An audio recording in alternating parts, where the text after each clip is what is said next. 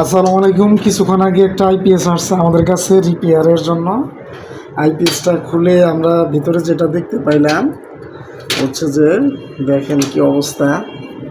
Filter capacitor যেটা 31.31 microfarad, এটা কি জন্য যে ব্যবহার হয়েছে আমি নিজেই বুঝতেছি না। 31 মাইক্রোফ্যারাড যেটা কিনা মোটরের জন্য ব্যবহার হয়।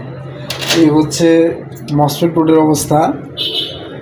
এই পাশে মসফেট 4টা লাগাইছে হচ্ছে যে Z44, আর এই পাশে হচ্ছে 4টে হচ্ছে 3205। আর হচ্ছে পিছনের মসফেট বোর্ডের পিছনে যদি আমরা খেয়াল করি, এই হচ্ছে কাজের অবস্থা। ফিটের যে লাইনটা কোনো প্রকার টাইনা দেওয়া হয় না, এই হচ্ছে কোনো প্রকার লাইন টানা নাই। এটা ছিল একটা 3 রেলে বোর্ডের, হচ্ছে 3 রেলে একটা হচ্ছে মাদার অসিলেশন বোর্ড, একটা রিলে নাই। এই হচ্ছে অবস্থা ভাই।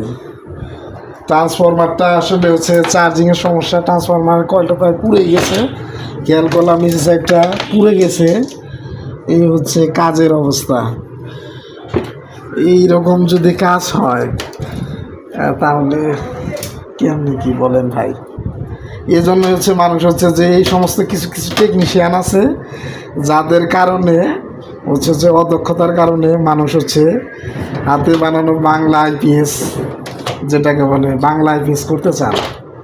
মানুষকে যদি বলা হয় ভালো মানের ডিএসপি সুন্দর গোছানো আইপিএস যদি আমরা দেখি, যদি আমরা বলি যে একটা আইপিএস করতে এটা নাকি 1000 বিয়ে, গ্রাহক আমাকে বললো একটা আইপিএস করতে 14 থেকে 15,000 টাকা খরচ হয়, কিন্তু গ্রাহকের বলে যে না আমি একটা আইপিএস করছি আমার তো 6,000 টাকা বা 8,000 টাকা লাগছে।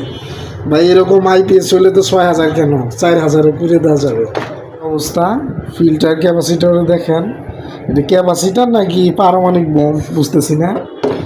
আর হচ্ছে যে আমাদের ফেডের যে হিটসিংয়ের উপর যে আমাদের লাট যেখানে প্রচুর এম্পিয়ার পড়ে, এখানে যে লাক্স লাগাবে সেই লাক্সও লাগায় নাই।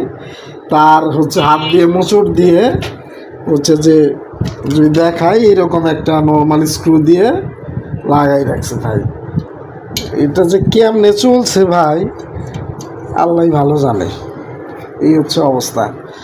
এখন এটা কি করব, রিপেয়ার করব নাকি যার মাল তাকে ফেরত দিব বুঝতেছি না।